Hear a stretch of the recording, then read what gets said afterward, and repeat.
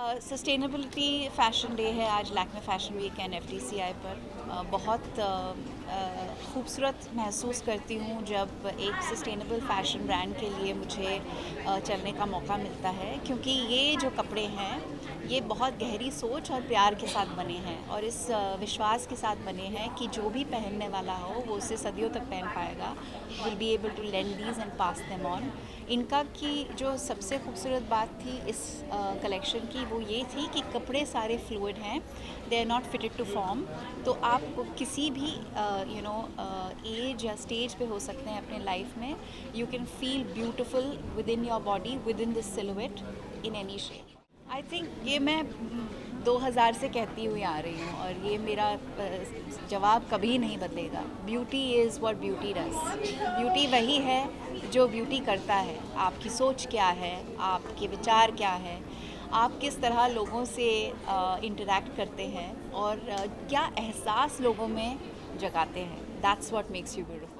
ये तो मतलब कमाल की चीज़ है, आपने देखी तो इस कलेक्शन का एक बहुत खूबसूरत हिस्सा है ये एक्सेसरीज जो आज बने हैं। He is actually Amit Hansraj is a Avid lover of craft and legacy and history, और उन्होंने बहुत मेहनत से ये बहुत पुराने वॉच पीसेस कलेक्ट किए हैं और उनको नेक पीसेस में मतलब ट्रांसफॉर्म किया है।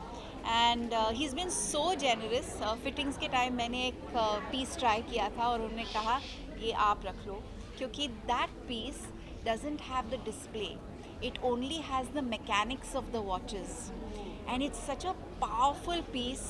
I can't wait to wear it and share it with all of you. But this is what sustainability is about: upcycling, recycling, repurposing, reusing, and being able to create statements through the thought of your actions.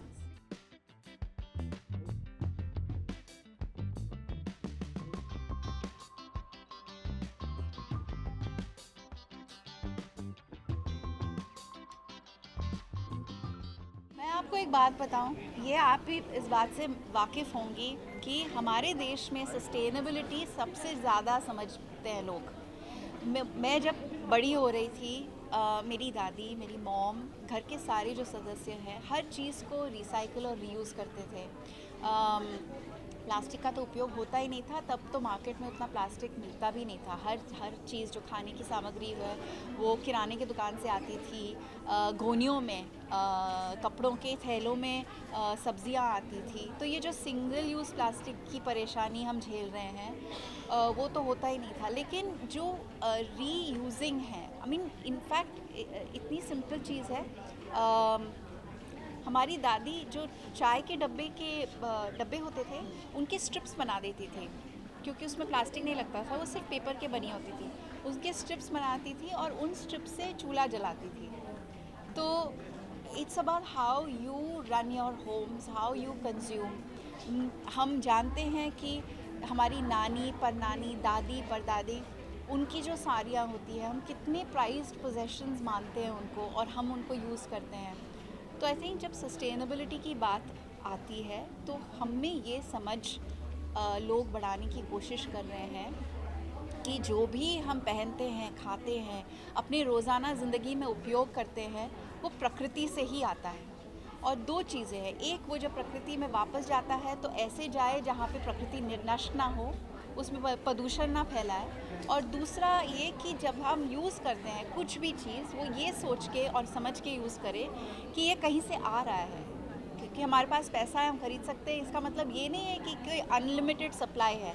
The earth has only that much, and we have to be mindful in the way we consume.